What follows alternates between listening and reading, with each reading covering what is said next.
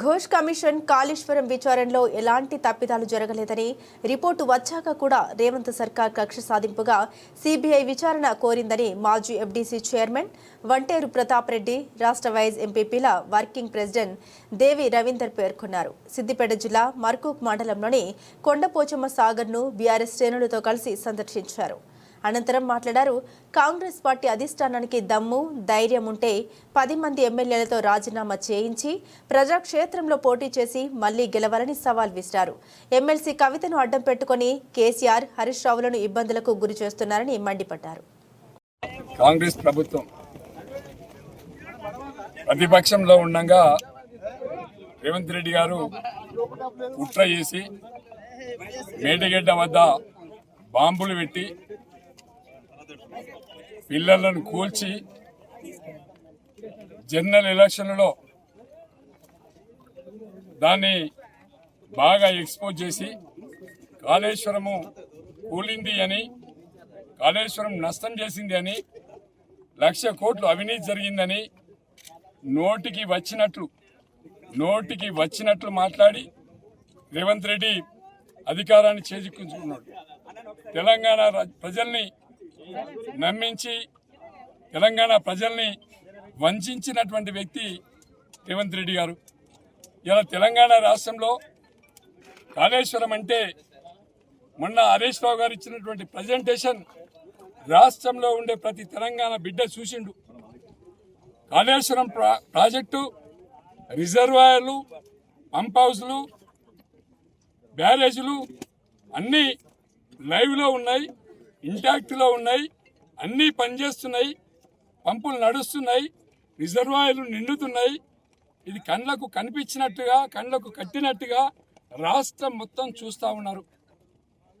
అయినా కూడా 20 మాసాలుగా రేవంత్ రెడ్డి గారు వాళ్ళ బృందం, బీజేపీ నరేంద్ర మోడీ గారు వాళ్ళ బృందం కేసీఆర్ గారిని తట్టుకోలేక ప్రపంచంలో ఇంత పెద్ద ఎత్తిపోతల పథకం ఎక్కడ లేదు, ఒక తెలంగాణ రాష్ట్రంలోనే కేసీఆర్ గారు నిర్ణయం చేశారు.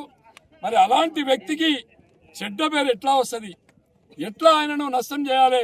ఎట్లా ఆయన కుటుంబాన్ని విచ్ఛిన్నం చేయాలి?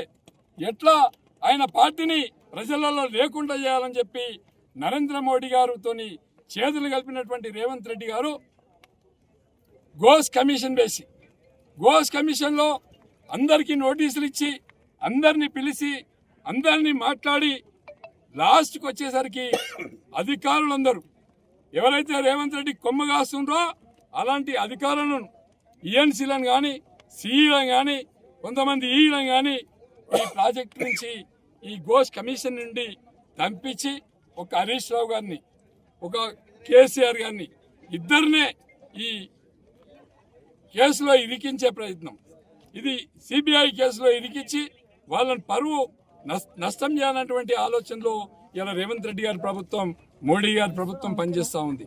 మరి ఏది ఏమైనప్పటికీ కూడా ప్రజలందరికీ తెలుసు, తెలంగాణ రాష్ట్రంలో రైతు ఒకప్పుడు 3 లక్షల రూపాయలు, 1,00,000 రూపాయలు, 30,000 ఎకరం ఉన్నటువంటి తెలంగాణ ప్రాంతంలో 3 కోట్లు, 4 కోట్లు, 5 కోట్లు, 100 కోట్లు కూడా తెలంగాణ రాష్ట్రంలో భూములకు ధరలు వచ్చినాయంటే కారణం, రైతును రాజును చేసిందంటే కారణం, రైతు గుండె నిబ్బరం చేసిందంటే కారణం అది కేసీఆర్, అది తెలంగాణ, అది కాళేశ్వరం, అది రిజర్వాయర్లు అని చెప్పి ఈ సందర్భంగా నేను తెలియజేస్తా ఉన్నా.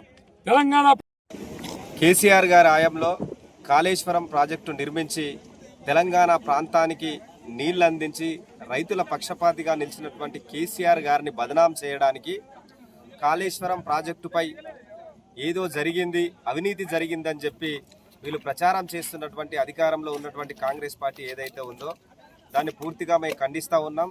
అసెంబ్లీలో సిబిఐకి ఈ కేసును అప్పజెప్తున్నామని చెప్తున్నటువంటి రేవంత్ రెడ్డి గారిని నేను ఒకటే ప్రశ్నించదలుచుకున్నా.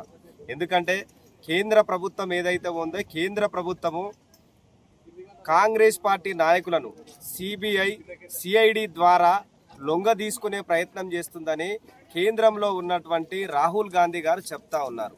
ఈరోజు ఈ రాష్ట్రంలో మోడీ గారి చేత చేయిలు కలిపి అదే సిబిఐని అసెంబ్లీలో తీర్మానాన్ని ప్రవేశపెట్టి ఈ కేసును సిబిఐకి అప్పచెప్తున్నామని చెప్పి ఒక పక్క రేవంత్ రెడ్డి గారు చెప్తా ఉన్నారు. అంటే కేంద్రంలో ఉన్నటువంటి జాతీయ పార్టీకి సంబంధించినటువంటి రాహుల్ గాంధీ గారేమో సిబిఐ సిఐడి ద్వారా మా మీద అక్రమ కేసులు బనాయిస్తున్నారని చెప్పి కేంద్రంలో ఉన్నటువంటి కాంగ్రెస్ నాయకులు చెప్తా ఉంటే, అదే సిబిఐని ఈరోజు రేవంత్ రెడ్డి గారు మోడీ గారి చేతులు కలిపి ఈరోజు ఆ కేసును మా ముఖ్యమంత్రి గారి మీదకి మా హరీష్ రావు గారి మీదకి మరి పంపించే ప్రయత్నం చేస్తున్నారని చాలా స్పష్టంగా అర్థమవుతుంది. మీరు ఎన్ని అక్రమ కేసులు పెట్టినప్పటికీ నిర్దోషులుగా వాళ్ళు బయటికి వస్తారు. అసలు మీరు పెట్టినటువంటి కేసులే ఈరోజు నిలబడేటువంటి పరిస్థితి లేదు. తెలంగాణ రైతాంగానికి నీళ్ళు ఇచ్చినటువంటి కేసీఆర్ గారిపై, హరీష్ రావు గారిపై మీరు చేస్తున్నటువంటి కుట్రలన్నీ కూడా తెలంగాణ ప్రాంత ప్రజలు గమనిస్తూ ఉన్నారు. ఖచ్చితంగా మీరు ప్రజా కోర్టులో మీరు నిలబడక తప్పదు. కేసీఆర్ గారు మరి నిక్కచ్చుగా నిలబడి తెలంగాణ ప్రాంతాన్ని అభివృద్ధి చేసినటువంటి ఘనత ఆయనకు. అవినీతి మరకలు అంటించి మీరేదో లాభం పొందాలనే ప్రయత్నం చేస్తూ ఉన్నారు. ఇవన్నీ కూడా జరగవు. తెలంగాణ ప్రజల మధ్యలో కేసీఆర్ గారు వేసినటువంటి ఆనవాళ్లను చెరపాలని చేస్తున్నటువంటి మీ ప్రయత్నాన్ని ఇవన్నీ కూడా తెలంగాణ ప్రాంత ప్రజలందరూ గమనిస్తూ ఉన్నారు. భవిష్యత్తులో మీకు ఎలాంటి రాజకీయ సమాధి కట్టాల్లో కూడా ప్రజలంతా కూడా గమనిస్తారన్న విషయాన్ని నేను చాలా స్పష్టంగా చెప్పదలుచుకున్నా. కాళేశ్వరం అనేది తెలంగాణ గుండెకాయ చప్పుడు. తెలంగాణ రైతాంగ పక్షపాతిగా ఉన్నటువంటి కేసీఆర్ గారి నాయకత్వంలో రేపు ఖచ్చితంగా అన్ని నియోజకవర్గాలకు, అన్ని జిల్లాలకు నీళ్లు పారించే విధంగా ప్రయత్నం జరుగుతుందనే విషయాన్ని గుర్తు చేస్తా ఉన్నాను.